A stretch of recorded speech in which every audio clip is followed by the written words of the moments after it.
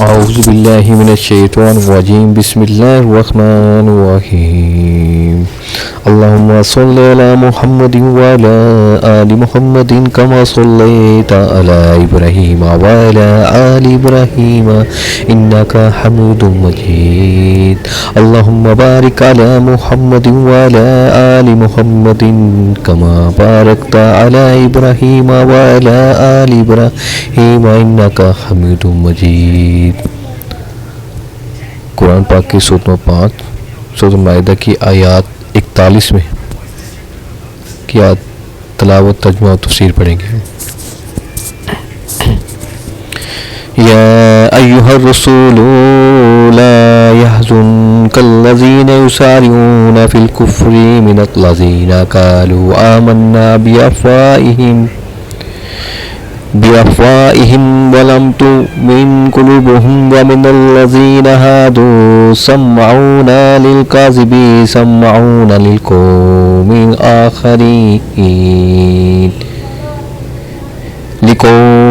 آخرين لم يأتوك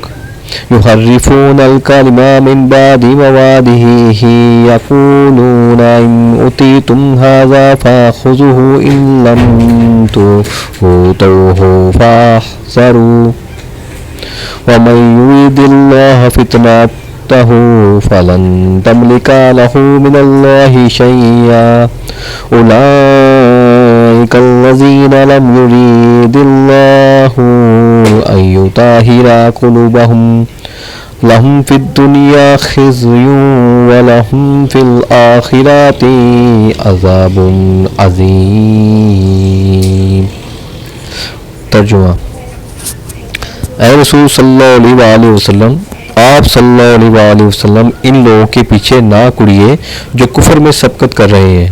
خواہ وہ ان منافقوں میں سے ہوں جو زبانی تو ایمان کا دعویٰ کرتے ہیں لیکن حقیقتاً ان کے دل با ایمان نہیں، اور یہودیوں میں سے کچھ لوگ ایسے ہیں جو غلط باتیں سننے کے عادی ہیں اور ان لوگوں کے جاسوس ہیں جو اب تک آپ کے پاس نہیں آئے، وہ کلمات کے اصلی موقع کو چھوڑ کر انہیں متغیر کر دیا کرتے ہیں، کہتے ہیں کہ اگر تم یہی حکم دیے جاؤ تو قبول کر لینا اور اگر یہ حکم نہ دیے جاؤ تو الگ تھلگ رہنا، اور جس کا خراب کرنا اللہ کو منظور ہو تو آپ صلی اللہ علیہ وآلہ وسلم اس کے لیے خدائی ہدایت میں سے کسی چیز کے مختار نہیں۔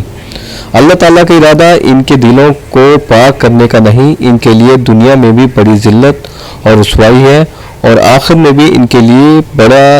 بڑی سخت سزا ہے۔ تفسیر ہے، یعنی جن کی ذہانتیں اور سرگرمیاں ساری کی ساری اس کوشش میں صرف ہو رہی ہیں کہ جاہلیت کی جو پہلی حالت چلی آ رہی ہے وہی برقرار رہے اور اسلام کی اصلاحی دعوت اس بگاڑ کو درست کرنے میں کامیاب نہ ہونے پائے، یہ لوگ تمام اخلاقی بندشوں سے آزاد ہو کر نبی اکرم صلی اللہ علیہ وآلہ وسلم کے خلاف ہر قسم کی بد سے بدتر چالیں چل رہے ہیں، جان پوچھ کر حق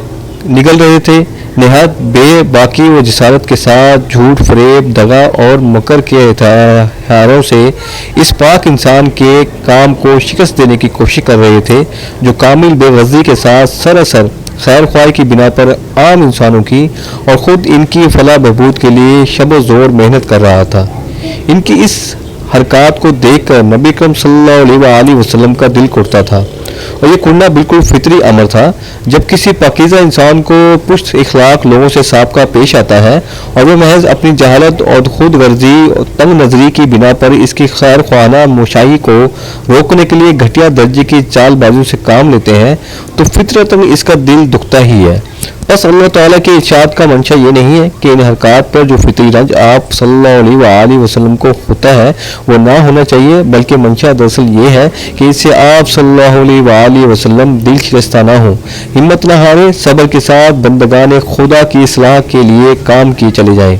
رہے یہ لوگ تو جس قسم کے ذلیل اخلاق انہوں نے اپنے اندر پرورش کیے ہیں، ان کی بنا پر یہ روش ان سے عین متوقع ہے، کوئی چیز ان کی اس روش میں خلاف توقع نہیں ہے۔ اس کے دو مطلب ہیں، ایک یہ کہ یہ لوگ چونکہ خواہشات کے بندے بن گئے ہیں اس لیے سچائی سے انہیں کوئی دلچسپی نہیں ہے،